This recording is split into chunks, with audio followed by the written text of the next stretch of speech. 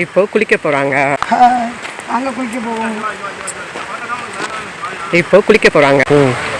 பாருங்க, பூவெல்லாம் பாருங்க எவ்வளோ அழகாக இருக்குது.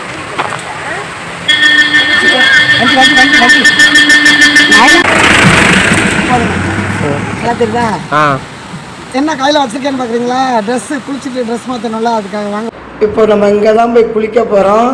இந்த தண்ணியில் குளித்தாலே வந்து நோயெல்லாம் எதுவும் வராதான். அவ்வளோ ஒரு மூலிகை தண்ணி அந்த தண்ணி. இந்த தண்ணி வந்து மலை மேலேருந்து வடிஞ்சு வருது. அப்போ இதில் என்னென்ன ஏலக்காய், மிளகு, எல்லா இயற்கை மருத்துவ குணங்கள் கொண்ட இலைகள் எல்லாம் அந்த தண்ணியில் உதிர்றதில்ல. ரொம்பவே சூப்பராக இருக்கும். இப்போ பார்த்தீங்கன்னா குளிக்க போகலாம். ரொம்பவே சந்தோஷமாக நல்லா சில்லுன்னு இருக்குது. நான் குளிச்சிட்டாலும் கூட மேலே முகத்தை கழுவணுன்ட்டு அள்ளி அள்ளி ஊற்றி கழுவிக்கிறேன். என் தங்கச்சி வந்து தண்ணியில் காலை நீட்டி போட்டு நல்லா விளையாடுறாங்க. ஜாலியாக இருக்குது. நான் வந்து குளிக்கலான்னு எனக்கு ரொம்ப ஆசை. ஆனால் நான் வந்து ட்ரெஸ் எல்லாம் எடுத்துகிட்டு வரலக்கா, அங்கேயே வச்சுட்டு வந்துட்டேன் அப்படின்னாங்க.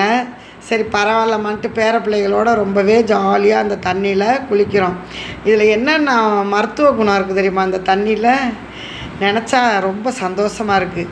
இப்போ குளிச்சுட்டு அப்படியே முருகர் கோவில் துண்ணூறு இருந்துச்சு, அப்படியே பட்டையை போட்டுக்கிட்டு கிளம்பிட்டோம். நாங்களும் சுற்றி பார்த்துட்டு வந்திருக்கோம். நீங்களும் எப்போ வந்தாலும் இந்த இடத்த வந்து சுற்றி பாருங்கள்.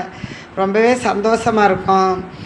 நாங்கள் எங்கள் ஃபேமிலியில் எல்லாருமே இங்கே போய் சுற்றி பார்த்துட்டு வந்திருக்கோம். அந்த திருநீர் வந்து நம்ம காலையில் கல்யாணத்துக்கு போனோம் இல்லையா, அங்கே வந்து அந்த கோயிலில் கொடுத்தாங்க.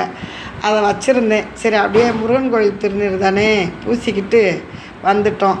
Okay bye.